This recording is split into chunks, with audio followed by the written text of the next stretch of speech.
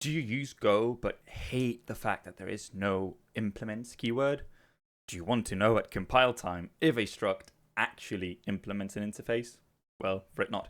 It's extremely simple to do. Here we have two pieces of code. One is the interface that I want to be implemented, and the other one is the struct that I want to implement that interface. Okay. Now, what we're going to do is add this line of code. Okay. What this does is very simple.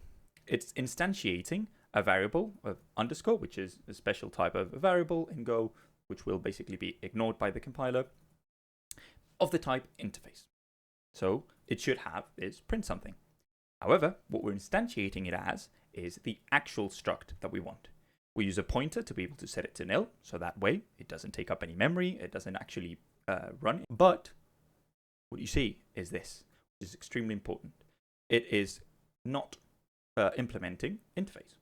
And specifically, it tells you that it's missing the method print something.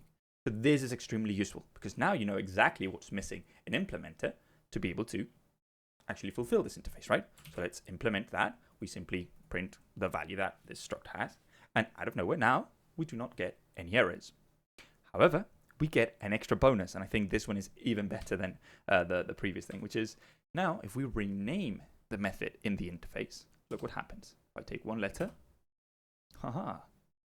and it permeates to all the structs that implement this interface. So now we no longer have to care about this, right? We no longer have to do manual renames as we would have to do otherwise, right? If we remove this this check, right, everything's still working.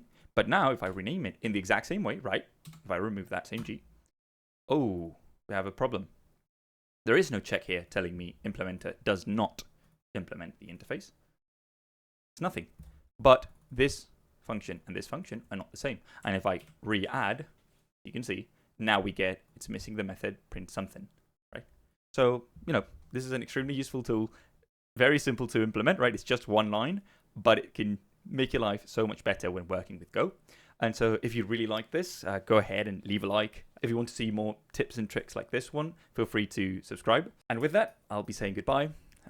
Don't forget to think, design, then code, and of course, to have a life. I'll see you on the next one.